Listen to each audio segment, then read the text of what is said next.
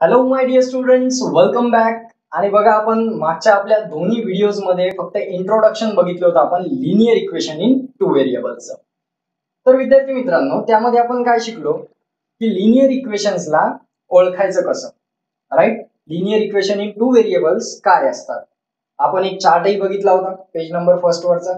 त्यामध्ये आपण different example बघितले होते की कुठलं linear equation in two variable आहे आणि कुठलं नाहीये, राईट. तर आज आपण बघणार आहोत की linear equation in two variables दोन्ही इक्वेशन सायमल्टेनियसली कसे सोडवायचे. सायमल्टेनियसली म्हणजे काय असतं, सोबत सोबत. तर आता आपल्याला बघा, इथे एक्झाम्पल दिलंय. हे एक इक्वेशन आहे आणि हे दुसरं equation. We have given a two equation आणि या दोन इक्वेशन्सला सोबत सोडवायचंय आणि एक्स आणि वायच्या व्हॅल्यू फाइंड आउट करायचे. तर त्या व्हॅल्यू फाइंड आउट करण्यासाठी त्याचे काही नियम आहेत, कंडिशन्स आहेत, ते आपल्याला पहिले शिकावं लागते. तर बघा, सर्वात पहिली स्टेप जी आहे ते दोन्ही इक्वेशनला एका खाली एक मांडून घ्यायचं. तर चला सुरुवात करू.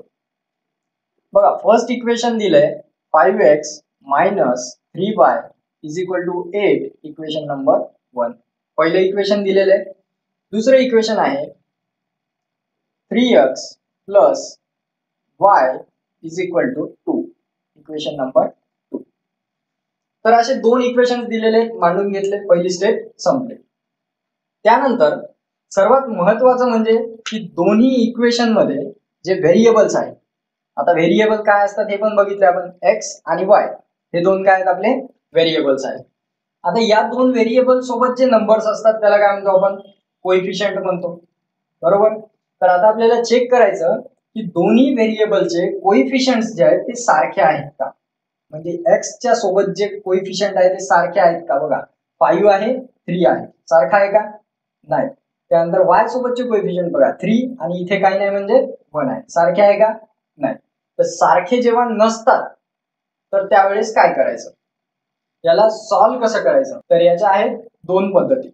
या सारखे करून घ्यावं लागेल सर्वात पहिले आपल्याला व्हेरिएबल्सच्या कोएफिशियंटला. तर बघा, इथे 5 आणि 3 आहे, इथे 3 आहे आणि इथे 1 आहे. म्हणजे याचा अर्थ आपल्याला इथे सुद्धा 3 पाहिजे, बरोबर आहे. तेव्हा ते दोन्ही व्हेरिएबलचे कोएफिशियंट सारखे होतील. आपण इथे सुद्धा सारखे आणू शकतो, पण आपण काय करू, हे सोपं जाईल, आपण इथे सारखे आणू. याला 3 ने जर आपण मल्टिप्लाय केलं, दुसऱ्या इक्वेशनला 3 ने मल्टिप्लाय केलं तर आपल्याला काय उत्तर मिळते बघा. इथे लिहून घेऊ आपण, मल्टिप्लाइंग इक्वेशन 2 बाय 3. जर दुसऱ्या इक्वेशनला 3 ने मल्टिप्लाय केलं तर आपल्याला काय मिळतं बघा. 3 3 जा 9x प्लस 3 1 जा 3y इज इक्वल टू 3 2 जा 6, इक्वेशन नंबर 3 आपल्याला मिळालं. आलं लक्षात कसं केलं आपण. हे इथे कोएफिशियंट सारखे नव्हते म्हणून सारखे करायसाठी याला 3 ने मल्टिप्लाय केलं. आता बघा, पहिलं इक्वेशन आणि तिसरं इक्वेशन दोन्हीच्या व्हेरिएबल्सचे कोएफिशियंट, हे बघा y चे कोएफिशियंट काय आहेत, 3 3 आहे, म्हणजे सेम आहे. नंतर आता यामध्ये पहिल्या आणि तिसऱ्याचे कोएफिशियंट सारखे करून घेतले. दुसरी स्टेप ही आहे की आपल्याला त्या कोएफिशियंटचे साइन्स बघायचे. काय बघायचे, साइन्स. म्हणजे प्लस मायनस काय आहे, तर बघा इथे मायनस आहे, इथे प्लस आहे, म्हणजे काय, साइन वेगवेगळे आहेत. साइन जर वेगवेगळे असतील तर काय करायचं, दोन्ही इक्वेशनची ऍडिशन करायची. साइन वेगळे असतील तर दोन्ही इक्वेशनची ऍडिशन करा, आणि साइन जर सारखे असतील तर दोन्ही इक्वेशनची सबट्रॅक्शन करायची. हे सर्वात पहिले लक्षात ठेवा. तर बघा, इथे साइन्स हे वेगवेगळे आहेत, तर आपण करणार ऍडिंग इक्वेशन कोणतं, 1 आणि 3. पहिल्या आणि तिसऱ्या इक्वेशनला आपण काय करणार, ऍड करणार. तर चला लिहून घेऊ. पहिलं इक्वेशन आहे आपलं 5x minus 3y is equal to 8 plus तिसरं इक्वेशन आहे 9x plus 3y is equal to 6. दोन्हीची ऍडिशन करायची. आता तुमच्या डोक्यात एक प्रश्न पडला असेल की आपण याची ऍडिशन का करतो किंवा आपण सबट्रॅक्शनच का करतो. तर याचा अर्थ असा आहे की बघा, जर वेगवेगळे साइन्स असतील तर याची जर ऍडिशन केली तर हे दोन्ही कॅन्सल होतील आणि फक्त आपल्याजवळ एकच व्हेरिएबल राहील, एक्स. म्हणजे काय होईल, आपण एक्स ची व्हॅल्यू फाइंड आउट करू शकतो. आपलं मेन काय आहे की आपल्याला कोणत्याही एका व्हेरिएबलची व्हॅल्यू फाइंड आउट करायची. ती कशीही करा तुम्ही, त्याच्या दोन मेथड्स आहेत. ही पहिली मेथड आहे. तर बघा याची ऍडिशन केली 9 + 5 किती होतात 14x. आता हे plus y minus Y cancel होऊन जातील इज इक्वल टू 8 आणि 6 14. म्हणजे आता x इकडे असाच राहील 14 हे असेच राहतील आणि हा मल्टिप्लाय मधला 14 इकडे डिवाइड मध्ये जाईल 14 14 cancel. So x is equal to 1. बघा काय म्हटलो तुम्ही पहिल्या व्हेरिएबलची व्हॅल्यू मिळाली. तर आता काय करायचं ही x ची जी व्हॅल्यू मिळालेली आहे ही या तिन्ही इक्वेशन पैकी कुठल्याही एका इक्वेशन मध्ये पुट करा. तर चला आपलं कोणत्या इक्वेशन पुट करता बघा हे सेकंड नंबरचं इक्वेशन इझी वाटतं यामध्ये पुट करू.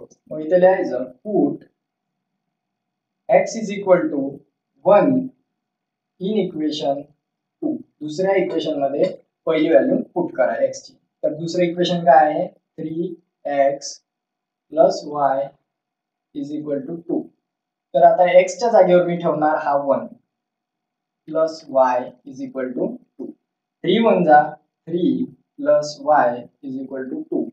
y इज इक्वल टू 2 आणि हा +3 होता इकडे गेल्यानंतर -3 होऊन जाईल म्हणजे y इज इक्वल टू -1. बघा y ची सुद्धा व्हॅल्यू मिळालेली आहे.